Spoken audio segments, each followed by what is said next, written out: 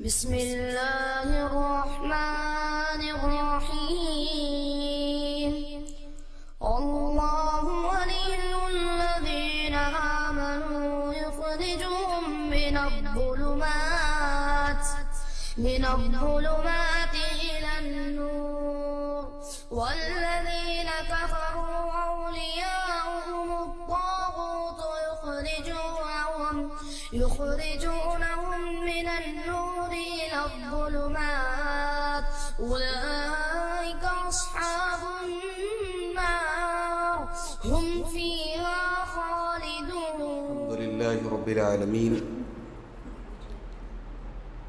والصلاة والسلام على سيد الأنبياء والمرسلين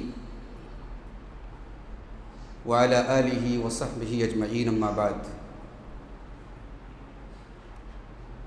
محترم حاضرین، بزرگوں اور دوستوں، اسلامی ماں اور بہنوں، قرآن کریم کے تیسرے پارے کی منتخب آیات کی تفسیر آج آپ کے سامنے پیش کی جا رہی ہے۔ تیسرے پارے کی شروعات ہوتی ہے تِلْكَ الرُّسُلُ فَضَّلْنَا بَعْضَهُمْ عَلَى بَعْضٍ۔ اللہ فرماتا ہے کہ ہمارے جتنے رسول آئے دنیا میں، ان رسولوں میں سے ہم نے بعض کو بعض پر فضیلت دی۔ یہ سب برابر نہیں ہے، رسولوں میں ڈفرنس ہے، رسولوں میں فرق ہے، مقام اور مرتبے کے اعتبار سے کوئی رسول زیادہ افضل ہے، کوئی ان سے کم افضل ہے۔ اب یہاں ایک سوال یہ پیدا ہوتا ہے کہ اسی سورہ بقرہ کے آخر میں کہا گیا لا نفرق بین احد من رسولی، کہ ہم اللہ کے رسولوں میں فرق نہیں کرتے، اور یہاں کیا کہا جا رہا ہے تلک الرسل فضلنا بعضهم علی بعض، ہم نے رسولوں میں سے بعض کو بعض پر فضیلت دی۔ تو بظاہر تو ایسا لگ رہا ہے کہ یہ دونوں آیتیں کنٹراڈکٹری ہیں، دونوں آیتیں ٹکرا رہی ہیں آپس میں۔ ایک آیت کہہ رہی ہے کہ ایمان والے کہو کہ ہم رسولوں میں فرق نہیں کرتے، اور دوسری آیت کیا کہہ رہی ہے کہ رسولوں میں فرق ہے۔ تو اس میں کوئی کنٹراڈکشن نہیں۔ جو آیت یہ کہتی ہے کہ ہم رسولوں میں فرق نہیں کرتے، اس آیت کا مطلب یہ ہے کہ ہم ایسا نہیں کرتے کہ عیسیٰ کو مانیں اور موسیٰ کو نہ مانیں، ہم ایسا نہیں کرتے کہ موسیٰ کو مانیں اور عیسیٰ کو نہ مانیں، ہم تو سارے نبیوں کے اوپر ایمان رکھتے ہیں، اور نبیوں کا جو آخری سردار ہے، نبیوں کا جو امام ہے، جو آخری نبی ہیں، جو خاتم النبیین ہیں، جناب محمد رسول اللہ صلی اللہ علیہ وسلم، ہم ان کے اوپر بھی ایمان رکھتے ہیں۔ اور تیسرے پارے کی جو پہلی آیت ہے وہ یہ بتا رہی ہے کہ رسولوں کے درمیان فرق ہے، ان کے معجزات کے اعتبار سے، ان کی شریعتوں کے اعتبار سے بعض سے افضل ہے۔ اس کے بعد آیت الکرسی ہے۔ آیت الکرسی قرآن کریم کی سب سے عظیم آیت ہے، the greatest verse of the قرآن، قرآن کی سب سے عظیم آیت ہے۔ صحیح مسلم کی روایت ہے، اللہ کے نبی صلی اللہ علیہ وسلم نے حضرت ابی بن کعب سے پوچھا کہ اے ابی بن کعب بتاؤ، کیا تمہیں پتا ہے ای آیت معک من کتاب اللہ اعظم، کہ قرآن کی سب سے عظیم آیت کون سی؟ تو پہلے تو حضرت ابی بن کعب نے جواب نہیں دیا اور کہا کہ اللہ زیادہ بہتر جانتا ہے، اللہ کے رسول زیادہ بہتر جانتے ہیں۔ پھر آپ نے دوبارہ سوال کیا کہ اے ابی بن کعب بتاؤ، اے ابو المنذر بتاؤ کہ قرآن کی سب سے عظیم آیت کون سی؟ تو حضرت ابی بن کعب نے کہا اللہ لا الہ الا هو الحی القیوم، آیت الکرسی ہے۔ تو اللہ کے نبی صلی اللہ علیہ وسلم نے حضرت ابی بن کعب کے سینے پر شاباشی دیتے ہوئے ان کو تھپتھپایا اور کہا کہ لیحنک العلم ابو المنذر، اے ابو المنذر تمہارا علم تم کو مبارک ہو، یعنی واقعی میں تم عالم ہو، تمہارے پاس علم ہے، تمہارے پاس نالج ہے، تم نے بالکل صحیح جواب دیا ہے۔ آیت الکرسی قرآن کریم کی سب سے عظیم آیت ہے۔ آیت الکرسی کی ایک فضیلت اور بھی ہے، رات میں اگر اسے پڑھ کے سویا جائے تو رات بھر اللہ تعالیٰ کی طرف سے ایک حفاظت کرنے والا حفاظت کرتا ہے۔ اور یہ بات حضرت ابو ہریرہ رضی اللہ تعالیٰ عنہ کو شیطان نے بتائی تھی۔ لمبا واقعہ ہے کہ حضرت ابو ہریرہ کہتے ہیں کہ اللہ کے رسول نے مجھے صدقہ فطر کے اناج کی رکھوالی کرنے کا ذمہ دار بنایا تھا۔ تو ایک دن رات میں شیطان آیا چوری کرنے کے لیے، اس سے پتہ چلا کہ شیطان چوری بھی کرتا ہے۔ تو چوری کرنے کے لیے آیا، میں نے پکڑا اور میں نے کہا میں تجھے اللہ کے رسول کے پاس لے کے چلوں گا۔ تو شیطان نے معافی مانگی اور کہا مجھے چھوڑ دو، میں بہت غریب آدمی ہوں، میں نے مجبوری میں یہ قدم اٹھایا ہے۔ حضرت ابو ہریرہ نے چھوڑ دیا۔ دوسرے دن پھر ایسا ہوا، تیسرے دن پھر جب ایسا ہوا تو حضرت ابو ہریرہ نے کہا کہ آج میں تجھے نہیں چھوڑوں گا، آج میں تجھے اللہ کے رسول کے پاس لے کے جاؤں گا۔ تو شیطان نے کہا مجھے چھوڑ دو، میں تمہیں بڑے کام کی بات بتاتا ہوں، جب تم بستر پہ سونے جاؤ تو آیت الکرسی پڑھ لیا کرو، رات بھر شیطان سے اللہ تعالیٰ کی طرف سے تمہاری حفاظت ہو۔ اس کا مطلب یہ ہوا کہ شیطان کو بھی پتہ ہے کہ کون کون سی ایسی چیزیں ہیں جن پر عمل کرنے سے شیطان کا اثر نہیں ہوتا۔ شیطان کا جو اینٹی وائرس ہے، شیطان کا جو اینٹی بائیوٹک کہہ لیجیے آپ، وہ شیطان کو بھی پتہ ہے۔ تو شیطان نے حضرت ابو ہریرہ سے کہا کہ میں تم کو یہ نسخہ بتا رہا ہوں، تم آیت الکرسی پڑھ کے سویا کرو، رات بھر شیطان سے تمہاری حفاظت ہوگی۔ حضرت ابو ہریرہ نے اس کو چھوڑ دیا، اور جب صبح ہوئی اور حضرت ابو ہریرہ اللہ کے رسول کے پاس آئے اور آپ کو پورا واقعہ سنایا تو اللہ کے رسول نے فرمایا ذاک شیطان، اے ابو ہریرہ وہ کوئی اور نہیں، وہ شیطان تھا، اور اس نے تم سے صحیح کہا، وہ ہے تو ایک نمبر کا جھوٹا مگر یہ بات اس نے صحیح کہی۔ گویا اللہ کے رسول صلی اللہ علیہ وسلم نے اس بات کو ویریفائی کر دیا، اس کو اٹیسٹڈ کر دیا، آپ نے تصدیق کر دی کہ آیت الکرسی پڑھنے سے رات بھر شیطان سے حفاظت ہوتی ہے۔ آیت الکرسی کی تیسری فضیلت یہ ہے کہ اگر ہر فرض نماز کے بعد پابندی سے پڑھا جائے تو اللہ کے رسول کی حدیث ہے کہ انسان جنت میں جائے گا، اس کو جنت میں جانے سے کوئی چیز نہیں روک سکتی۔ تو یہ تین بڑی بڑی فضیلتیں آیت الکرسی کی۔ آیت الکرسی میں اللہ تعالیٰ کے 5 نام استعمال کیے گئے، اللہ، الحی، القیوم، العلی، العظیم۔ اللہ کے 5 اسماء حسنہ اس کے اندر بیان کیے، اور اللہ تعالیٰ کی 25 صفات اس آیت الکرسی کے اندر بیان کی۔ آیت الکرسی کا جو پہلا ٹکڑا ہے وہ ایک دعویٰ ہے، اللہ لا الہ الا ہو، اللہ وہ ہے جس کے سوا کوئی عبادت کے لائق نہیں، اور بعد میں جتنی چیزیں ہیں وہ اسی دعوے کی دلیل ہے کہ اللہ کے علاوہ کوئی معبود کیوں نہیں ہے، کیونکہ الحی، القیوم، اب اس کے بعد سب دلیل ہے۔ تو اللہ کے سوا کوئی معبود نہیں ہے، کیوں؟ کیونکہ اللہ اکیلا ایسا ہے جو الحی ہے، جو زندہ ہے، اس کے سوا کوئی زندہ نہیں۔ دنیا میں جتنے لوگوں کی عبادت کی جاتی ہے، یا تو مردوں کی عبادت کی جاتی ہے مزاروں اور قبروں پر، یا پھر پتھر کے اسٹیچو کی عبادت ہوتی ہے، ندی کی عبادت ہوتی ہے، جانوروں کی عبادت ہوتی ہے، یہ سب چیزیں زندہ نہیں ہیں۔ کیوں؟ کیونکہ زندہ اس کو کہتے ہیں جس کی زندگی بذات خود ہو، جس کو زندگی کسی سے نہ ملی ہو۔ دنیا میں ہر انسان یا ہر جانور کو کسی نے جنم دیا ہے، کسی سے اس کو زندگی ملی ہے۔ اللہ وہ ہے جو بذات خود زندہ ہے، اس کو کسی نے زندگی دی نہیں ہے، وہ ہمیشہ سے ہے اور ہمیشہ رہے گا۔ اور وہ القیوم ہے۔ القیوم کا مطلب ساری کائنات کو قائم کرنے والا۔ اس کائنات میں جو کرنٹ ہے، اس کائنات میں جو لائف ہے، اس کائنات میں جو حرکت ہے، وہ اللہ کی وجہ سے۔ اور جس دن اللہ چاہے گا کائنات کا یہ کرنٹ ختم ہو جائے گا، کائنات کی یہ لائف ختم ہو جائے گا۔ القیوم، وہ اللہ قیوم ہے۔ اس کے بعد فرمایا لا تأخذہ سنۃ ولا نوم، اللہ کو اونگ نہیں آتی، اللہ کو نیند نہیں آتی۔ کیوں نہیں آتی؟ کیونکہ اونگ اور نیند یہ غفلت کی نشانی ہے۔ انسان کو اونگ آتی ہے جب انسان غافل، ہم تراویح پڑھ رہے ہیں اونگ آنے لگی کیونکہ ہم غافل ہو گئے، کسی کو نیند آنے لگی کیونکہ غافل ہو گیا۔ تو اونگ جو ہوتی ہے نیند کی شروعات ہوتی ہے۔ اللہ تعالیٰ اونگ سے بھی پاک ہے اور نیند سے بھی پاک ہے، غفلت کی ابتدا سے بھی پاک ہے اور غفلت کی انتہا سے بھی پاک ہے۔ لہو ما فی السماوات و ما فی الارض، آسمان اور زمین کی تمام چیزوں کا وہ مالک ہے۔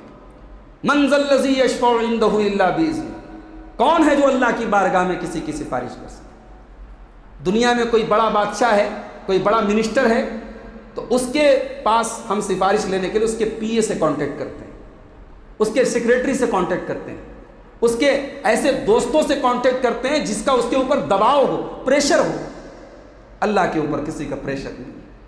قیامت کے دن اللہ تعالیٰ اپنے نیک بندوں کو، اپنے نبیوں کو سفارش کا حق بھی دے گا تو اس کی اجازت سے وہ سفارش کریں گے، ان کا کوئی پریشر نہیں اللہ کے اوپر۔ من ذا الذی یشفع عنده الا باذنہ، کون ہے جو اللہ کی بارگاہ میں اس کی اجازت کے بغیر کسی کی سفارش کر سکتا؟ یعلم ما بین ایدیہم وما خلفہم، وہ ہمارے پاسٹ کے بارے میں بھی جانتا ہے، ہمارے فیوچر کے بارے میں بھی جانتا ہے، ہم پہلے کیا کر چکے وہ بھی اللہ کو پتہ ہے، اور کیا کرنے والے وہ بھی اللہ کو پتہ ہے۔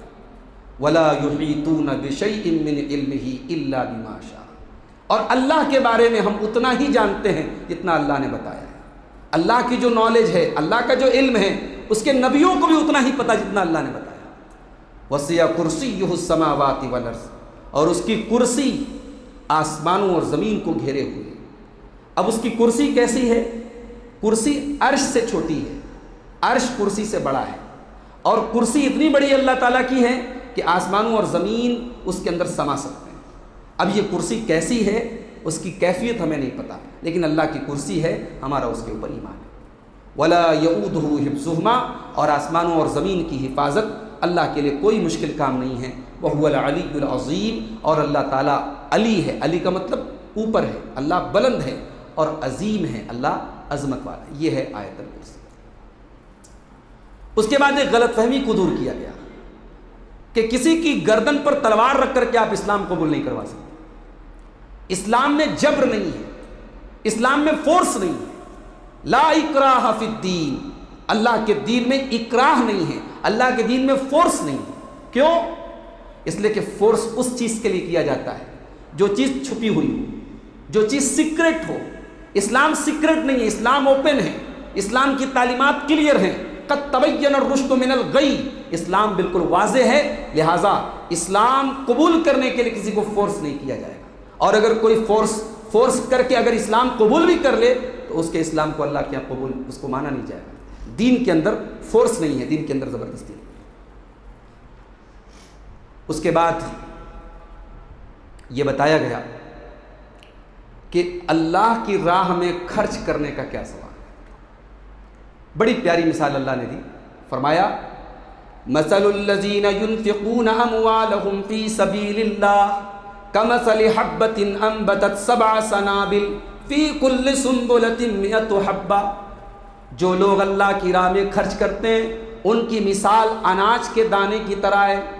انبتت 7 سنابل، اناج کے ایک دانے سے 7 بالیاں پیدا ہوتی ہیں۔ فی کل سنبلۃ 100 حبہ، اور ہر بالی کے اندر 100 دانے ہوتے ہیں۔ ایک اناج کے دانے سے 700 دانے تیار ہو جاتے ہیں۔ تو جب ایک اناج کا دانہ جو اللہ کی مخلوق ہے، ایک اناج کا دانہ اگر تمہیں 700 اناج کا دانہ دے سکتا ہے تو وہ تو مخلوق ہے، وہ تو کریشن ہے۔ جو خالق ہے، جو کریٹر ہے، جب وہ تمہیں تمہارے صدقہ اور خیرات کا ثواب دے گا تو اس کی کیا لمٹ ہو سکتی ہے؟ کوئی لمٹ نہیں ہو سکتی۔ واللہ یضاعف لمن یشاء، 700 گنا تک تو اللہ دے گا ہی دے گا، اس سے زیادہ بھی اللہ دے سکتا ہے۔ تمہارے ایمان کے اعتبار سے، تمہارے اخلاص کے اعتبار سے، تم کس نیت کے ساتھ خرچ کرتے ہو اس نیت کے اعتبار سے اللہ تعالیٰ اس سے بھی زیادہ تمہیں دے سکتا ہے۔ اللہ کی راہ میں خرچ کرنے کا یہ سوال۔ اس کے بعد بتایا گیا کہ 4 چیزیں صدقہ اور خیرات کو برباد کر دیتی ہیں۔ 4 چیزیں اگر آپ کے اندر ہیں تو صدقہ بیکار ہے، آپ کا خیرات بیکار ہے آپ کی۔ پہلی چیز ایمان اگر نہیں ہے تو بیکار ہے۔ دوسری چیز ریاکاری اگر ہے تو بیکار ہے۔ تیسری چیز احسان جتا رہے ہیں، آپ غریب کو دے رہے ہیں، احسان جتا رہے ہیں تو بھی بیکار ہے۔ اور چوتھی چیز ایذا اور تکلیف اگر دے رہے ہیں تو بھی بیکار ہے۔ 4 چیزیں صدقہ کو باطل کر دیتی ہیں، ڈسٹرائے کر دیتی ہیں، ختم کر دیتی ہیں۔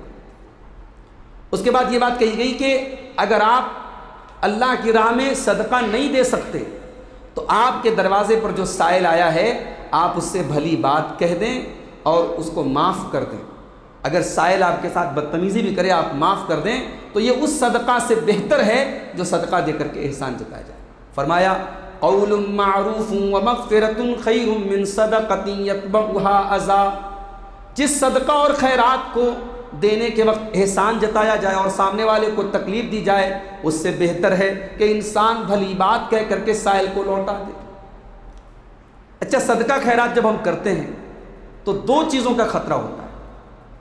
ایک خطرہ ہوتا ہے کہ صدقہ دیتے وقت یہ نیت پیدا ہو سکتی ہے کہ لوگ ہماری تعریف کریں، اور دوسرا خطرہ یہ ہوتا ہے کہ صدقہ دیتے وقت مال کی محبت کی وجہ سے دل کے اندر تھوڑا تردد پیدا ہو جائے کہ دے کہ نہ دے، تو اللہ نے ان دونوں کو کنڈم کرتے ہوئے فرمایا وَمَثَلُ الَّذِينَ يُنْفِقُونَ أَمْوَالَهُمُ ابْتِغَاءَ مَرْضَاتِ اللَّهِ، جو لوگ اللہ کی راہ میں صدقہ اور خیرات کرتے ہیں اللہ کو راضی کرنے کے لیے، وہ ریاکاری کے لیے نہیں دیتے، وہ لوگوں کو دکھانے کے لیے نہیں دیتے، وَتَثْبِيتًا مِّنْ أَنفُسِهِمْ، اور جب وہ اللہ کی راہ میں دیتے ہیں تو ان کا دل ثابت رہتا ہے، ان کے دل کے اندر ٹھہراؤ رہتا ہے، ان کے دل کے اندر کجی نہیں ہوتی، ان کے دل کے اندر تردد اور کنفیوژن نہیں ہوتی، وہ دل کے جماؤں کے ساتھ اللہ کی راہ میں خرچ کرتے ہیں۔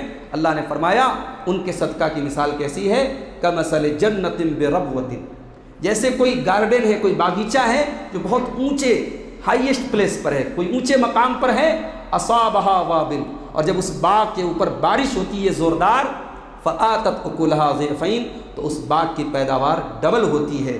تو اللہ کی راہ میں خرچ کرنے والوں کی مثال ہے۔ اس کے بعد سود کے بارے میں کہا گیا کہ سود کھانے والے کا انجام قیامت کے دن کیا۔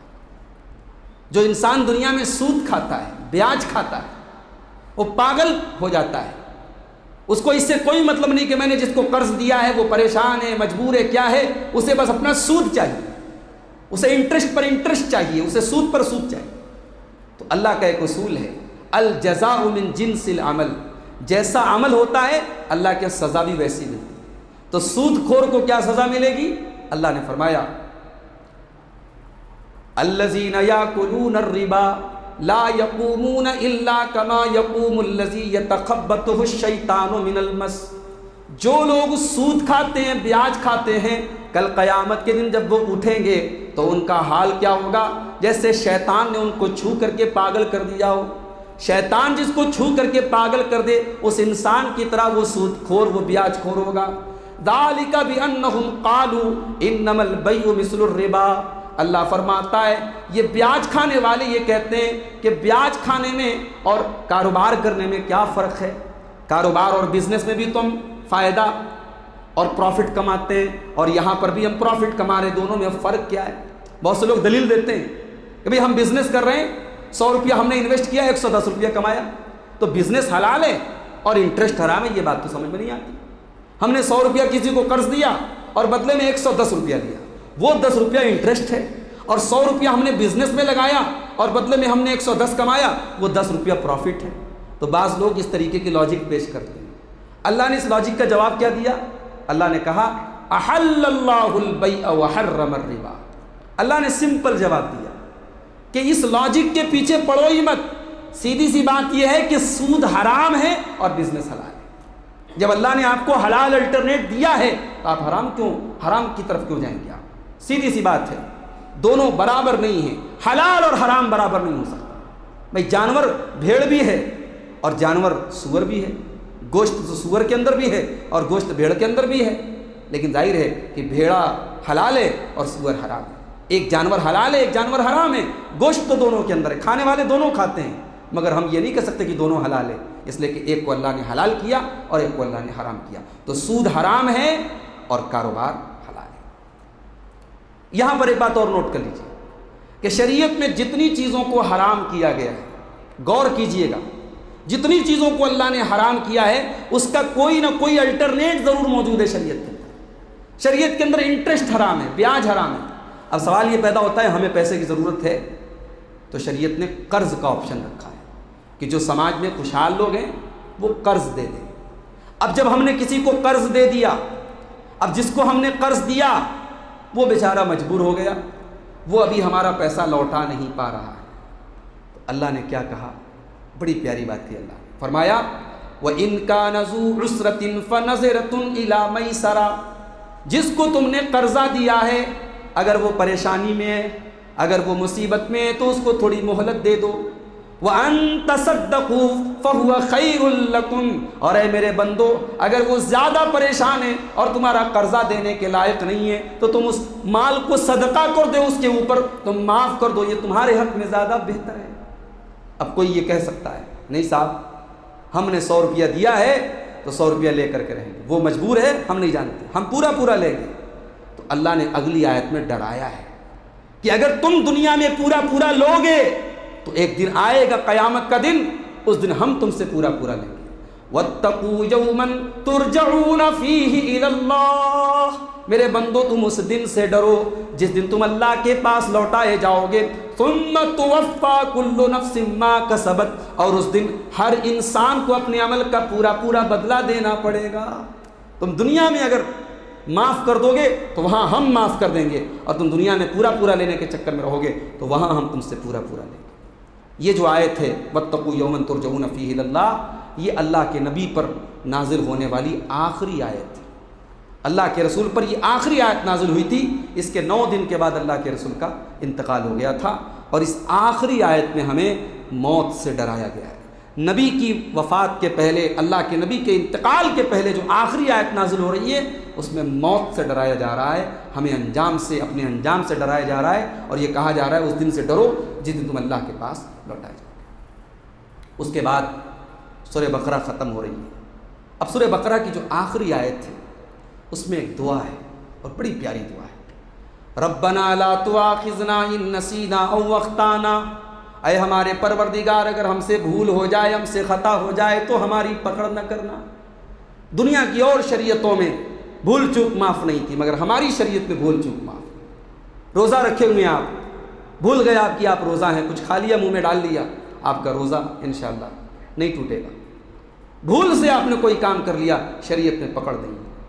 ربنا لا تؤاخذنا ان نسینا واخطانا، پروردگار تو ہماری پکڑ نہ کرنا اگر ہم بھول جائیں، اگر ہم سے خطا ہو جائے۔ ولا تحمل علينا اصرا كما حملته على الذين من قبلنا، اور اے اللہ تو وہ بوجھ ہمارے اوپر نہ ڈالنا جو ہم سے پہلے کی امتوں پر ڈالا گیا۔ پہلے کی امتوں پر بہت سارے بوجھ ڈالے گئے جس بوجھ سے ہمیں آزاد کر دیا گیا۔ ہم اللہ سے دعا کرتے ہیں اس آیت کے اندر کہ اے اللہ وہ بوجھ ہمارے اوپر نہ ڈال جو بوجھ تو نے ہم سے پہلے کے لوگوں پر ڈالا۔ ربنا ولا تحملنا ما لا طاقت لنا به، اور اے اللہ تو اتنا بوجھ ہمارے اوپر نہ ڈالنا جس کو اٹھانے کی طاقت ہمارے اندر نہ ہو، جس کو اٹھانے کی، جس کو برداشت کرنے کی طاقت ہمارے اندر نہ ہو۔ اے اللہ وہ بوجھ ہمارے اوپر نہ ڈالنا۔ واعف عنا واغفر لنا وارحمنا، اور اے اللہ تو ہمیں معاف فرما دے، ہماری مغفرت فرما دے اور ہم پر رحم فرما دے۔ 3 چیزوں کی دعا کی گئی، معاف فرما دے، مغفرت فرما دے اور رحم فرما دے۔ معاف کرنے کا تعلق کس چیز سے ہے؟ عبادتوں سے۔ اے اللہ نماز میں کچھ چوک ہو جائے معاف کر دے، روزے میں کچھ چوک ہو جائے معاف کر دے، صدقہ خیرات میں کوئی کمی کوتاہی ہو جائے معاف کر دے۔ اور بخشنے کا تعلق ہے گناہوں سے کہ اللہ اگر کچھ گناہ ہو جائیں، کچھ خطا ہو جائے، کچھ حرام کام ہو جائے تو بخش دے، معاف کر دے۔ اور رحم کا تعلق توفیق سے کہ اے اللہ تو رحم فرما اور ہمیں نیک کاموں کی توفیق دے۔ تو 3 چیزوں کی دعا ہم نے کی، واعف عنا واغفر لنا وارحمنا انت مولانا۔ اے اللہ تو ہمارا مالک ہے، مالک تو اپنے غلام پر رحم کرتا ہے، مالک اپنے غلام پر ترس کھاتا ہے۔ اللہ تو ہمارا مولا ہے اور ہم تیرے بندے ہیں، تو ہم پر رحم فرما۔ انت مولانا فانصرنا علی القوم الکافرین، اور تو کافروں کے اوپر ہمیں کامیاب کر دے۔ یہ سورہ بقرہ یہاں سے ختم ہو گئی۔ اب اس کے بعد سورہ آل عمران شروع ہوتی۔ سورہ آل عمران کے شروع میں ایک بڑی پیاری بات کہی گئی کہ ماں کے پیٹ میں اللہ تمہاری شکل بناتا ہے۔ هو الذی یصورکم فی الارحام کیف یشاء، وہ تمہاری ماں کے پیٹ میں جیسی چاہتا ہے تمہیں شکل دیتا ہے، ماں کے پیٹ میں تمہیں تیار کرتا ہے، اور جب تم دنیا میں آ گئے اب تمہارے دل کی غذا کے لیے، تمہاری روح کی غذا کے لیے اس نے اپنی کتاب کو اتارا۔ هو الذی انزل علیک الکتاب، اس نے اپنی کتاب کو اتارا، اس نے قرآن کو اتارا۔ منہ آیات محکمات، اور قرآن کے اندر کچھ ایسی آیتیں جو محکم ہیں، جو بالکل کلیئر ہیں، جس کے اندر کوئی کنفیوژن نہیں ہے۔ قرآن کی کچھ آیتیں ایسی جو محکم ہیں، وہ ہن ام الکتاب، اور قرآن کا اصل حصہ وہی آیتیں، قرآن کا زیادہ تر حصہ وہی آیتیں ہیں جو بالکل محکم ہیں، بالکل کلیئر ہیں، بالکل واضح ہیں۔ وَأُخَرُ مُتَشَابِهَاتٌ، اور قرآن کی کچھ آیتیں متشابہ ہیں۔ متشابہ کا مطلب جس کے کئی مطلب لیے جا سکتے ہیں، جس کو ہم انگریزی میں ان اسپیسیفک کہہ سکتے ہیں، اس کو اسپیسیفائڈ نہیں کیا گیا۔ اس کو کلیئر نہیں کیا گیا، بلکہ اس کو دوسری آیت سے ہم جب سامنے رکھیں گے تب بات کلیئر ہوگی۔ تو قرآن کے اندر اللہ نے کچھ آیتوں کو متشابہ رکھا ہے۔ اب اس کے بعد اللہ نے فرمایا فَأَمَّا الَّذِينَ فِي قُلُوبِهِمْ زَيْغٌ، تو جن لوگوں کے دل میں کجی ہوتی ہے، جن کے دل میں ٹیڑھا پن ہوتا ہے، جن کے دل میں شرک اور بدعت ہوتی ہے، فَيَتَّبِعُونَ مَا تَشَابَهَ مِنْهُ، تو وہ قرآن کی ان آیتوں کے پیچھے پڑتے ہیں جو متشابہ ہیں۔ قرآن کی ایسی آیتیں جس کا کئی مطلب لیا جا سکتا ہے، اس سے وہ مطلب لیتے ہیں جو ان کے غلط عقیدے اور ان کے غلط خیال کی جس سے سپورٹ اور تائید ہوتا ہے۔ مثال کے طور پر قرآن کے اندر کئی آیتوں میں کہا گیا کہ اے نبی آپ بشر ہیں، اے نبی آپ انسان ہیں۔ اب وہ آدمی جو اللہ کے نبی کو بشر نہیں مانتا، انسان نہیں مانتا، وہ ان تمام آیتوں کو سامنے نہیں رکھے گا، ہاں وہ قرآن کی ان آیتوں کو ضرور اپنی دلیل بنائے گا جس میں اللہ کے نبی کو نور کہا گیا۔ حالانکہ نور کا مطلب یہ نہیں ہے کہ اللہ کے نبی انسان نہیں، نور کا مطلب اللہ کے نبی روشنی ہے، ہدایت کی روشنی ہے، آپ کے ذریعے ساری دنیا کو ہدایت ملی۔ لیکن ایک انسان جو اللہ کے رسول کو بشر نہیں مانتا، انسان نہیں مانتا، وہ قرآن کی ان آیتوں کو اپنے مطلب کے لیے یوز کرتا ہے۔ اسی کو علامہ اقبال نے کہا خود بدلتے نہیں قرآن کو بدل دیتے۔ قرآن کریم کی آیتوں کو اپنے مطلب اور اپنی آئیڈیالوجی کے فیور میں استعمال کرنا، یہ ان لوگوں کا طریقہ ہے جو اہل بدعت ہے۔ بخاری کے اندر سینکڑوں حدیثیں ہیں نبی نے رفع یدین کیا، وہ حدیثیں نظر نہیں آتی۔ ایک حدیث ابو داؤد کے اندر موجود ہے عبداللہ بن مسعود رضی اللہ تعالیٰ عنہ کی کہ انہوں نے نماز پڑھی اور صرف ایک مرتبہ رفع یدین کیا۔ اب رفع یدین چونکہ نہیں کرنا ہے تو انسان نے فٹ سے اس کو دلیل بنا لیا کہ صاحب دیکھو عبداللہ بن مسعود کی حدیث موجود ہے، انہوں نے صرف ایک مرتبہ رفع یدین کیا۔ یہ ہے اہل بدعت کا طریقہ، یہ ان کا طریقہ ہے جن کے دلوں میں کجی ہے، اور جو اللہ کے ماننے والے ہیں، جو رسول کے ماننے والے ہیں، وہ تمام آیتوں کو سامنے رکھتے ہیں۔ ابھی آج ایک صاحب تراویح پر واٹس ایپ پر بحث کرنے لگے کہ صاحب تراویح جو ہے وہ اللہ کے نبی نے تو 20 رکعت پڑھی ہے۔ میں نے کہا پوری دنیا میں کوئی ایک حدیث آپ لا کر دے دیں کہ اللہ کے نبی نے 20 رکعت تراویح پڑھی۔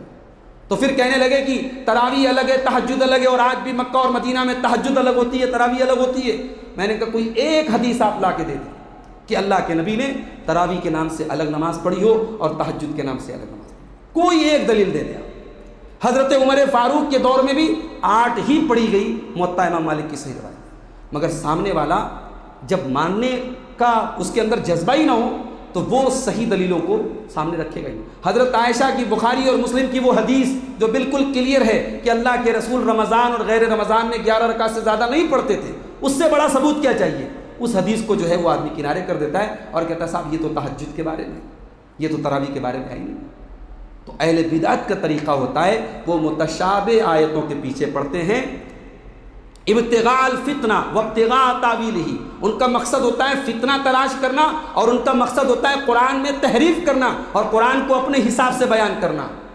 وما یعلم تاویلہ الا اللہ، اور قرآن کی جو ایسی آیتیں ہوتی ہیں ان کا صحیح مطلب یا تو اللہ جانتا ہے، والراسخون فی العلم، یا وہ علماء جانتے ہیں جو میچیور ہوتے ہیں، جن کے علم کے اندر میچورٹی ہوتی ہے، جو واقعی میں علماء ہوتے ہیں، وہ قرآن کی ان متشابہ آیتوں کا مطلب جانتے ہیں۔ یقولون آمنا بہ کل من عند ربنا، اور وہ کہتے ہیں کہ یہ متشابہ آیتیں بھی ہمارے رب کی طرف سے ہیں، یہ محکم آیتیں بھی ہمارے رب کی طرف سے ہیں، ہم دونوں کے اوپر ایمان رکھتے ہیں۔ اس کے بعد یہ بتایا گیا کہ دنیا میں کچھ چیزیں ایسی ہیں جن کو اللہ تعالیٰ نے ایٹریکٹیو بنایا ہے، ان کی محبت اللہ تعالیٰ نے ہم سب کے دل میں ڈال دی ہے۔ کوئی اگر یہ کہتا ہے کہ اس کی محبت میرے دل میں نہیں، وہ جھوٹ بول رہا ہے، اللہ نے اس کو ایٹریکٹیو بنایا ہے۔ کون کون سی چیزیں ہیں؟ فرمایا زُيِّنَ لِلنَّاسِ حُبُّ الشَّهَوَاتِ مِنَ النِّسَاءِ، اللہ نے عورتوں کی محبت تمہارے دل میں رکھی ہے۔ انسان کے دل میں عورت کی طلب ہے، اللہ نے اس کی محبت کو ڈالا ہے۔ سب سے پہلے اللہ نے عورت کا ذکر کیا، والبنین، اور اولاد کی محبت، والقناطیر المقنطرۃ من الذهب والفضہ، اور سونے چاندی کے خزانوں کی محبت، والخیل المسومۃ، اور گھوڑے کی محبت۔ اس زمانے میں، جس زمانے میں قرآن نازل ہوا، گھوڑے کی بڑی اہمیت تھی، آج بھی اہمیت ہے لیکن اس زمانے میں زیادہ تھی۔ آج ہمارے پاس جو اور سواری کی چیزیں ہیں، سواری کی بھی انسان کی زندگی میں بڑی اہمیت ہوتی ہے۔ لگزریس اگر سواری ہو انسان کے پاس تو کہا جاتا ہے کہ اس کی لائف بہت اچھی ہے، تو سواری کی محبت بھی انسان کے دل میں ڈالی۔ والانعام، اور چوپائے گائے بیل بکری ان کی محبت بھی تمہارے دل میں ڈال دی، والحرث اور کھیتی باڑی کی محبت بھی تمہارے دل میں ڈال دی۔ تو اللہ نے یہ 8 چیزوں کا ذکر کیا۔ اب اس میں سب سے پہلے عورت کا ذکر کیا گیا، کیوں؟ کیونکہ مردوں کے لیے عورت سے بڑا، ان سے بڑی کوئی آزمائش نہیں ہے، عورت سے بڑی کوئی آزمائش نہیں ہے۔ اللہ کے پیارے نبی فرماتے ہیں ما ترکت فتنۃ اضر علی الرجال من امتی من النساء، میں نے اپنی امت کے مردوں کے لیے عورت سے خطرناک کوئی فتنہ نہیں چھوڑا۔ اس کا یہ مطلب نہیں ہے کہ عورت بالکل ڈینجرس ہے، اس کے قریب نہیں جانا ہے۔ جائز اور حلال طریقے سے عورت آپ کی بیوی بن کر کے آئے، آپ اس کے ذریعے پاک دامنی حاصل کریں، آپ کی نسل اس کے ذریعے آگے بڑھے، تو یہ شریعت کا حکم ہے اور یہ اچھی چیز ہے۔ لیکن غلط اور ناجائز محبت اگر عورت کی آپ کے اندر پیدا ہو جائے تو یہ آپ کو اللہ اور اس کے رسول سے دور لے کے چلی جاتی ہے۔ تو اللہ نے ان 8 چیزوں کا ذکر کرنے کے بعد فرمایا ذالک متاع الحیات الدنیا، میرے بندو یہ عورت، یہ اولاد، یہ سونا، یہ چاندی، یہ کھیتی باڑی، یہ چوپائے، یہ سواری، یہ سب دنیا کا سامان ہے۔ واللہ عندہ حسن المآب، اور بہترین ٹھکانہ تو اللہ کے پاس ہے۔ دنیا کے ان چند روزہ سامان کے لیے اللہ کی آخرت کو مت بھولو، جنت کو مت بھولو۔ اسی لیے اللہ کے رسول فرماتے ہیں، صحیح بخاری کی صحیح مسلم کی حدیث ہے کہ جنت کو اگر حاصل کرنا ہے تو شہوتوں کو قربان کرنا پڑے گا، ڈیزائرز کو، خواہشات کو قربان کرنا پڑے گا۔ حفت الجنت بالمکارہ وحفت النار بالشہوات، جنت کو اللہ تعالیٰ نے مکارہ سے گھیر دیا ہے۔ بہت سے ایسے کام کرنے پڑیں گے جو آپ کے نفس کے لیے بڑے بھاری ہیں۔ 14 گھنٹے بھوکے رہنا ہے، ظاہر ہے نفس کے لیے بھاری ہے۔ صبح فجر کی نماز میں اٹھنا ہے، ظاہر ہے نفس کے لیے بھاری ہے۔ بے پردگی کے ماحول میں پردہ کرنا ہے مسلمان عورت کو، ظاہر ہے نفس کے لیے بھاری ہے۔ بدکاری کے ماحول میں اپنے آپ کو بچانا ہے بدکاری سے، نفس کے لیے بھاری چیز ہے۔ تو جنت کو اللہ تعالیٰ نے بھاری چیزوں سے، مشکل چیزوں سے گھیر دیا ہے، اور جہنم کو اللہ تعالیٰ نے ڈیزائر سے گھیر دیا ہے، خواہشات سے۔ اگر آپ اپنی ڈیزائرز اور اپنی خواہشات اور اپنی اچھاؤں کے مطابق چلیں گے اور جو من میں آئے گا چلیں گے تو انشاءاللہ سیدھے آپ جہنم کی طرف جائیں گے۔ جہنم کا راستہ خواہشات کے راستے کی طرف جاتا ہے، اور جنت کا جو راستہ ہے وہ ناپسندیدہ چیزوں کے ذریعے جاتا ہے۔ اس کے بعد اللہ کی محبت اگر آپ کو چاہیے، اگر آپ یہ چاہتے ہیں کہ اللہ آپ سے محبت کرے، آپ اللہ کے محبوب بن جائیں، تو کیا کرنا پڑے گا؟ اللہ نے نسخہ بتایا، قُلْ إِن كُنتُمْ تُحِبُّونَ اللَّهَ فَاتَّبِعُونِي يُحْبِبْكُمُ اللَّهُ، اے نبی آپ اعلان کر دیجئے اگر تم اللہ سے محبت کا دعویٰ کرتے ہو، تم اللہ کے محبوب بننا چاہتے ہو، تم اللہ کے ولی بننا چاہتے ہو، فَاتَّبِعُونِي، تو تم میرے نبی کی اتباع کرو، تم نبی اکرم کی پیروی کرو، تم ان کے نقش قدم پہ چلو، نبی کی اتباع کرو، تم اللہ کے محبوب بن جاؤ، اللہ تمہیں معاف کر دے گا۔ آج ننگے دھڑنگے جن کو پیشاب پاخانہ کرنے کا شعور نہیں ہے، ان کو لوگ اللہ کا ولی کہتے ہیں۔ جو ناچتے گاتے ہیں ان کو لوگ اللہ کا ولی کہتے ہیں۔ اللہ کا ولی وہ انسان ہو ہی نہیں سکتا جس کی زندگی میں اتباع رسول نہ ہو، اس لیے کہ اللہ کے رسول جو شریعت لے کے آئے، جو دین لے کر کے آئے، جو قانون لے کر کے آئے، وہ شریعت ہی ہمیں بتاتا ہے اللہ کو کیا پسند ہے اور اللہ کو کیا ناپسند ہے۔ لہٰذا اگر اللہ کی محبت چاہتے ہو تو اللہ کے رسول کی پیروی کرو، اللہ کے رسول کی اتباع کرو۔ اسی لیے اس آیت کی تفسیر میں علامہ ابن کثیر کہتے ہیں یہ آیت فیصلہ کر رہی ہے، یہ آیت ججمنٹ دے رہی ہے کہ جو انسان محمد رسول اللہ کی شریعت کو فالو نہیں کرتا اور وہ یہ دعویٰ کرتا ہے کہ میں اللہ کا ولی ہوں، تو وہ 1 نمبر کا جھوٹا اور مکار ہے، جب تک وہ اپنے تمام اقوال اور افعال میں اللہ کے نبی کی شریعت کو فالو نہ کرے اور آپ کے دین کو فالو نہ کرے۔ اس کے بعد حضرت مریم کا ذکر کیا گیا۔ حضرت مریم کی ماں نے منت مانی کہ اے اللہ تو مجھے اولاد دے دے، میں وہ اولاد تیرے دین کے لیے وقف کروں گی۔ ہائے ہائے، کہاں گئی وہ مائیں جو بچوں کو اللہ کے لیے وقف کرنے کی دعائیں کرتی ہیں۔ آج تو بچہ پیدا ہوتا ہے تو مائیں دنیا کی جو ترقی ہے اور دنیا کی جو کامیابی ہے وہ ان کے پیش نظر ہوتی ہے کہ میں کاش کہ میرا بچہ ڈاکٹر بن جائے، کاش کہ میرا بچہ انجینئر بن جائے، کاش کہ میرا بچہ آسٹریلیا اور لندن میں جا کر کے نوکری کرے، اس طریقے کی خواہشات ہوتی ہیں۔ حضرت مریم کی ماں کیا دعا کر رہی ہے کہ اے اللہ انی نذرت لک ما فی بطنی محررا، میرے پیٹ میں جو بچہ ہے میں نذر مانتی ہوں کہ یہ بچہ تیرے دین کے لیے قربان کروں۔ اب جب بچہ پیدا ہوا تو بیٹی پیدا ہوئی، اب ظاہر ہے بیٹی کے ذریعے وہ کام تو نہیں لیا جا سکتا جو بیٹے سے لیا جاتا ہے، تو حضرت مریم کی ماں تھوڑی مایوس ہوئی، تو اللہ نے کہا وَلَيْسَ الذَّكَرُ كَالْأُنثَىٰ، بیٹا ہو بھی جاتا تو بیٹا اس مقام کو نہ پہنچتا جس مقام کو تیری یہ بیٹی پہنچ رہی ہے۔ ہر بیٹا بیٹی سے افضل نہیں ہے، یہ بات یاد رکھیے۔ ٹھیک ہے دنیاوی اعتبار سے بیٹے سے آپ کو وہ چیزیں مل جاتی ہیں جو بیٹی سے نہیں ملتی، لیکن بہت ساری چیزیں بیٹی سے ایسی ملتی ہیں جو بیٹے سے نہیں مل سکتی۔ اللہ نے کہا وَلَيْسَ الذَّكَرُ كَالْأُنثىٰ، اے مریم کی ماں تجھے جو بچی پیدا ہونے جا رہی ہے، اس بچی اگر بیٹا ہوتا تو ایسا نہ ہوتا جیسا نہیں۔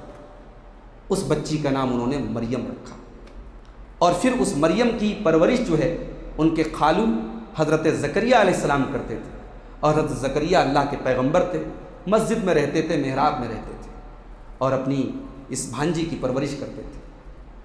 اب حضرت مریم مسجد میں رہتی ہیں اپنے خالو کے پاس، ماں کا انتقال ہو گیا، باپ ہے نہیں تو خالو کے پاس رہتی ہیں، خالہ اور خالو وہیں رہتے ہیں مسجد میں۔ اب وہاں پر حضرت مریم کے پاس بے موسم کے پھل آتے تھے، انار کا موسم نہیں انار آ رہا ہے، آم کا موسم نہیں آم آ رہا ہے۔ حضرت زکریا نے دیکھا کہ اتنی بڑی بچی کے لیے پھل آ رہا ہے بغیر موسم کے، کہا کہ مریم یہ پھل کہاں سے آ رہا ہے؟ قالت من عند اللہ، حضرت مریم نے جو ابھی معصوم بچی ہیں کہتی ہیں یہ پھل اللہ کی طرف سے آ رہا ہے۔ ان اللہ یرزق من یشاء بغیر حساب، اللہ جس کو چاہتا ہے بغیر موسم کا بھی پھل دے دیتا ہے۔ حضرت زکریا 80 سال کی عمر کو کراس کر چکے ہیں، بوڑھے ہو چکے ہیں۔ جب یہاں انہوں نے دیکھا کہ میری بھانجی مریم کے پاس بے موسم کا پھل آ رہا ہے، تو اب دیکھو انسپریشن جو ہوتا ہے نا، انسان کو کبھی بھی کسی بھی چیز سے انسپریشن مل سکتا ہے۔ حضرت زکریا کو انسپریشن ملا اپنی بھانجی کے اس واقعے سے کہ اگر میری بھانجی کو، اگر مریم کو بے موسم کا پھل مل سکتا ہے تو مجھ 80 سال کے بوڑھے کو اولاد کیوں نہیں مل سکتا۔ ہنالک دعا زکریا ربہ، حضرت زکریا اپنے رب کی بارگاہ میں دعا کے لیے ہاتھ اٹھا دیتے ہیں۔ قال رب هب لي من لدنك ذرية طيبة انك سميع الدعاء، اے اللہ مریم کو بے موسم کا پھل مل سکتا ہے تو پروردگار مجھے اولاد سے نواز دے، مجھ بوڑھے کو اولاد دے دے۔ اور اولاد ملی، یحییٰ پیدا ہوئی، اللہ نے ان کو یحییٰ کی شکل میں ایک ایسا بیٹا دیا جو نبی بنا، اللہ کا پیغمبر بنا۔ اس کے بعد حضرت مریم کو اللہ کی طرف سے ایک بشارت سنائی گئی۔ اور یہاں ایک بات نوٹ کر لیں کہ سورہ آل عمران کے اندر یہودیوں اور عیسائیوں دونوں کے غلط عقیدوں کو کنڈم کیا گیا ہے۔ سورہ آل عمران کی یہ خاص بات ہے کہ اس میں یہودیوں کے بھی غلط عقیدوں کو کنڈم کیا گیا ہے اور کرسچنز کے بھی غلط عقیدوں کو کنڈم کیا گیا ہے۔ اب عیسیٰ علیہ السلام کے بارے میں یہودی الٹی سیدھی باتیں بولتے ہیں، ان کو برا بھلا کہتے ہیں، ان کو حرام کی اولاد بولتے ہیں، اور عیسائی کیا کہتے ہیں؟ اللہ کے بیٹے ہیں۔ یہ دو غلط عقیدے حضرت عیسیٰ کے بارے میں یہودیوں اور عیسائیوں کے۔ اب قرآن کریم کیسے دونوں عقیدوں کو کنڈم کر رہا ہے ذرا دیکھیے۔ اذ قالت الملائکۃ یا مریم ان اللہ یبشرکی بکلمۃ منہ اسمہ المسیح عیسی ابن مریم، اے مریم، فرشتے آ کر کے کہتے ہیں اے مریم اللہ تجھے بشارت دے رہا ہے کہ تیرے پیٹ سے ایک بچہ پیدا ہوگا جو اللہ کا کلمہ ہوگا۔ اللہ کا کلمہ ہوگا کیا مطلب؟ یعنی اللہ اسے بغیر باپ کے پیدا کرے گا، اپنے کلام سے اللہ کہے گا ہو جا اور وہ ہو جائے گا، اللہ کے کلمہ سے وہ پیدا ہوگا، اور اس کا نام مسیح عیسیٰ ہوگا، اور وہ مریم کا بیٹا ہوگا۔ اسمہ المسیح عیسی ابن مریم، وہ مریم کا بیٹا ہوگا۔ اب یہ کرسچنز کے عقیدے کی تردید ہوگی، وہ کہتے تھے عیسیٰ سن آف گاڈ ہیں، عیسیٰ اللہ کے بیٹے ہیں۔ قرآن کہہ رہا نہیں، وہ اللہ کے بیٹے نہیں، نعوذ باللہ، وہ مریم کے بیٹے ہیں۔ اس کے بعد کہا وجیہن فی الدنیا والآخرہ۔ اب یہودیوں کی تردید کی جا رہی ہے کہ عیسیٰ دنیا میں بھی ان کا ایک مقام ہوگا اور آخرت میں بھی ایک مقام ہوگا۔ وہ اللہ کے پیغمبر تھے، وہ اللہ کے رسول تھے، ان کا ایک اونچا مقام تھا۔ لہٰذا اے یہودیوں اپنی زبان کو قابو میں رکھو، اپنی زبان کو کنٹرول میں کرو، تم عیسیٰ علیہ السلام کے بارے میں اناف شناف بات مت کرو۔ وجیہن فی الدنیا والآخرہ، وہ دنیا میں بھی بہت اعلیٰ مقام پر تھے اور آخرت میں بھی بہت اعلیٰ مقام پر۔ ومن المقربین، اور وہ اللہ کے مقرب بندوں میں سے۔ اس کے بعد ربانی بننے کا طریقہ بتایا گیا۔ ربانی بننا ہے، اللہ والا بننا ہے تو دو کام کرو، وَلَٰكِن كُونُوا رَبَّانِيِّينَ بِمَا كُنتُمْ تُعَلِّمُونَ الْكِتَابَ وَبِمَا كُنتُمْ تَدْرُسُونَ۔ قرآن کو پڑھو اور پڑھاؤ، ربانی بن جاؤ۔ اس سے بڑا کوئی کام نہیں ہے دنیا میں، اس سے افضل کوئی کام نہیں ہے، اس سے اونچا کوئی کام نہیں ہے کہ قرآن کو پڑھو اور پڑھاؤ۔ یہ ربانی بننے کا نسخہ ہے، یہ اللہ کے قرب حاصل کرنے کا نسخہ ہے۔ اسی لیے اللہ کے پیارے نبی فرماتے ہیں خیرکم من تعلم القرآن وعلمہ، تم میں سب سے بہترین انسان وہ ہے جو قرآن کو سیکھے اور سکھائے۔ اب اس کے بعد تیسرے پارے کی جو آخری آیت تھی، ایمان کتنی قیمتی چیز ہے میرے بھائی، ایمان کی ویلیو بتائی، ایمان کا اسٹیٹس بتایا گیا، ایمان کا مقام بتایا گیا۔ فرمایا ان الذین کفروا وماتوا وهم کفار، بے شک وہ لوگ جو ایمان کے بغیر دنیا سے چلے گئے، کفر کی حالت میں دنیا سے چلے گئے، فلن يقبل من احدهم ملء الارض ذهبا، کل قیامت کے دن وہ زمین بھر کے سونا بھی اگر اللہ کے پاس لے کے چلے آئے، اگر پوری روئے زمین سونا بن جائے اور وہ سونا دے دے اللہ کی راہ میں اور کہے کہ اللہ تو جہنم کی عذاب سے بچا لے، اللہ نہیں بچائے گا، اللہ نہیں بچائے گا۔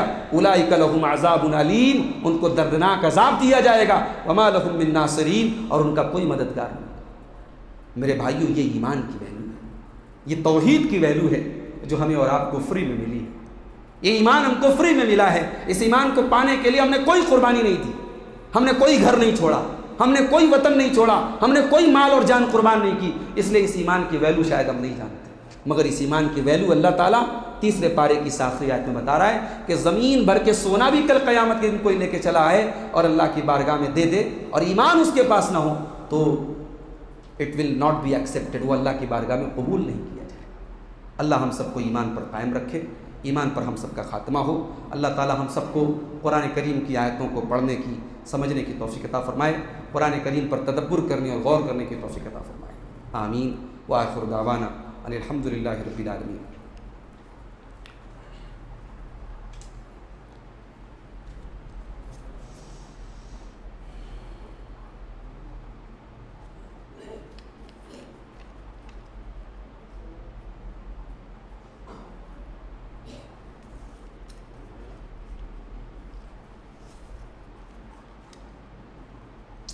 آج ایک سوال یہ آیا تھا کہ اللہ کے نبی کی بیویوں کو، اللہ کے نبی صلی اللہ علیہ وسلم کی بیویوں کو امہات المومنین کیوں کہا جاتا ہے، امہات المسلمین کیوں نہیں کہا جاتا ہے، مومنوں کی ماں کیوں کہا جاتا ہے، مسلمانوں کی ماں کیوں نہیں کہا جاتا ہے؟ اصل میں دیکھیے، اللہ کے رسول صلی اللہ علیہ وسلم کی بیویوں کو جو امہات المومنین کہا جاتا ہے وہ دراصل سورہ احزاب کی ایک آیت ہے جس میں اللہ نے فرمایا کہ النبی اولیٰ بالمومنین من انفسہم وازواجہ امہاتہم، کہ نبی ایمان والوں کی جان سے زیادہ ان کے پیارے ہیں اور نبی کی بیویاں ایمان والوں کی مائیں، تو وہاں پہ مومنین کا لفظ استعمال ہوا ہے، اسی لیے ان کو امہات المومنین کہا جاتا ہے۔ یہاں ایک بات یہ بھی نوٹ کر لیں کہ جب ہم سنگل یہ لفظ بولے مومنین یا مسلمین تو دونوں سیم ہوتے ہیں، لیکن جب دونوں ایک ساتھ بولے مومنین اور مسلمین تو پھر مومنین کا مطلب ہوتا ہے کہ وہ لوگ جو دل سے ایمان لائیں اور مسلمین کا مطلب جو بظاہر اسلام لائیں۔ لیکن ایسے اگر ہم الگ الگ دونوں الفاظ بولتے ہیں تو مسلمین اور مومنین دونوں سیم چیز ہے۔ ایک سوال یہ آیا ہے کہ رشتہ دار اگر کوئی ہو اور وہ سود خور ہو تو اس کے ساتھ اٹھنا بیٹھنا کیسا ہے؟ دیکھیے، اگر کوئی انسان سود خور ہے اور اس کی ٹوٹل کمائی وہی ہے سود اور بیاج کی، تو ایسے انسان کے گھر تو کھانا بھی نہیں کھانا چاہیے۔ لیکن اگر کوئی انسان حلال کاروبار کر رہا ہے پلس اس کے ساتھ کچھ سود اور بیاج کا بھی وہ کام کر رہا ہے تو اس کے یہاں کھانا پینا حرام تو نہیں ہے، کھا پی سکتے ہیں آپ، لیکن اس کی آپ اصلاح کرنے کی کوشش کریں، اسے سمجھانے کی کوشش کریں، اس کے ساتھ اٹھنا بیٹھنا حرام نہیں ہے۔ اللہ کے نبی صلی اللہ علیہ وسلم کے دور میں یہودی سود کھاتے تھے، اللہ کے نبی یہودیوں کے ساتھ اٹھتے بیٹھتے تھے، ان کے گھر دعوتیں آپ نے کھائی ہیں، اور آپ کو شاید پتہ ہو کہ جس عورت نے اللہ کے رسول کو زہر ملا کر کے دیا تھا گوشت میں، وہ بھی ایک یہودی تھی، تو ان کے گھر اللہ کے رسول صلی اللہ علیہ وسلم نے دعوتیں کھائی ہیں، مگر آپ نے قرآن کی آیتیں بھی ان کو پڑھ کے سنائی ہیں کہ سود کھانا حرام ہے، تو ان کی اصلاح کرنی چاہیے، ان کے ساتھ اٹھنا بیٹھنا حرام نہیں ہے۔ ایک سوال یہ آیا ہے کہ اکثر نماز میں لوگوں کے پینٹ جو ہوتے ہیں وہ ٹخنے کے نیچے ہوتی ہے، اس کی ذرا وضاحت کیجیے۔ دیکھیے، ٹخنے کے نیچے کپڑے کا ہونا یہ حرام ہے، اللہ کے نبی نے اس سے منع کیا ہے، اس کو تکبر کی علامت، گھمنڈ کی علامت بتایا ہے۔ اب یہ چیز نماز کے اندر بھی حرام ہے، نماز کے باہر بھی حرام ہے۔ کوئی ایسا مسئلہ نہیں ہے کہ نماز کے اندر جو ہے آپ کا کپڑا ٹخنے کے اوپر ہو اور مسجد میں سے آپ نکلیں تو پھر پینٹ کو برابر کر لیں، آپ اپنا کپڑا ہمیشہ ٹخنے کے اوپر رکھیں، ٹھیک ہے؟ اچھا، اب اگر کوئی ٹخنے کے اوپر نماز میں رکھتا ہے، ٹخنے کے نیچے اگر اس کی پینٹ ہے، اس کا پائجامہ ہے، تو اس کی نماز تو ہوگی، ایسی کوئی دلیل نہیں کہ اس کی نماز نہیں ہوگی، لیکن ٹخنے کے نیچے کپڑا رکھنے کا گناہ اس کو ہوگا اور اس کو اللہ کے اس کی پکڑ ہوگی۔ ایک سوال یہ آیا ہے کہ ریاکاری کا کیا مطلب ہے؟ ریاکاری کا مطلب ہوتا ہے کوئی کام دکھانے کے لیے کرنا، اللہ کے لیے نہ کرنا، اخلاص کے ساتھ نہ کرنا، بلکہ لوگوں کی کو دکھانے کے لیے کرنا، لوگوں کی تعریف بٹورنے کے لیے کوئی کام کرنا، خاص طور سے عبادت کی بات ہے۔ نماز آپ پڑھ رہے ہیں، قرآن کی تلاوت آپ کر رہے ہیں، صدقہ خیرات آپ کر رہے ہیں، اگر آپ کا مقصد اللہ کو راضی کرنا ہے تب تو ٹھیک ہے، اور اگر آپ کا مقصد لوگوں کو دکھانا ہے تو وہ ریاکاری ہے اور وہ حرام ہے۔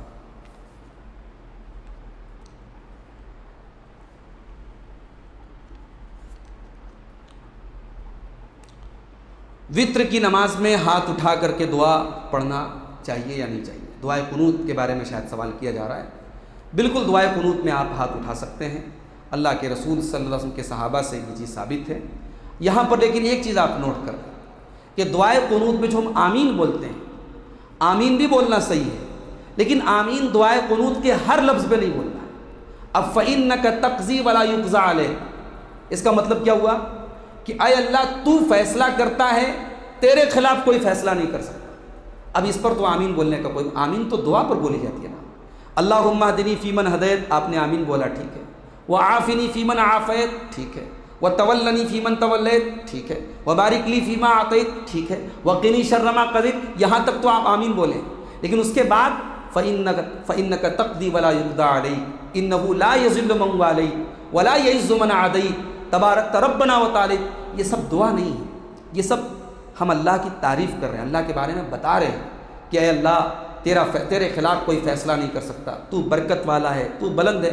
تو ان سب پر یعنی اس کا مطلب یہ ہوا کہ دعائے قنوت میں ہم فإنک تقضی سے پہلے تک آمین کہیں، اس کے بعد آمین نہیں کہنا چاہیے۔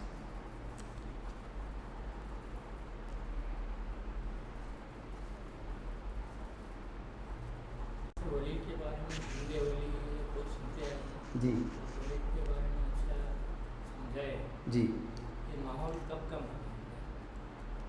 اصل میں دیکھیے جو بات میں نے کہی تھی سورہ بقرہ کے سورہ آل عمران کی اس آیت کے بارے میں کہ قرآن کی آیتوں کو اپنے مطلب کے لیے یوز کرنا، اولیاء اللہ کا کون انکار کر سکتا ہے بھائی؟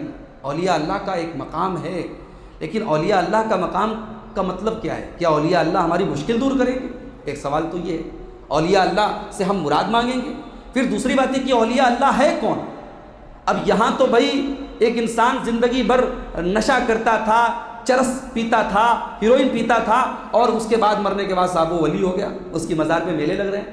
تو یہ چیز کلیئر ہونا چاہیے کہ اللہ کا ولی وہی ہو سکتا ہے جس کی زندگی اللہ کے رسول کی اتباع میں گزرے۔ شرابی اللہ کا ولی نہیں ہو سکتا، زانی اللہ کا ولی نہیں ہو سکتا، جس کی زندگی میں طہارت نہ ہو، جس کی زندگی میں صفائی ستھرائی نہ ہو، جس کی زندگی میں اللہ کے رسول کی اتباع نہ ہو، وہ اللہ کا ولی نہیں ہو سکتا۔ ٹھیک ہے، ٹھیک ہے، پھر یہ سلسلہ آج سوال و جواب کا یہیں پر انشاءاللہ روکتے ہیں۔ انشاءاللہ اس کے آگے ہم کل مزید سوالات اگر آئیں گے تو ان کا جواب دیا جائے گا۔ وآخر دعوانا ان الحمد للہ رب العالمین۔ السلام علیکم ورحمۃ اللہ۔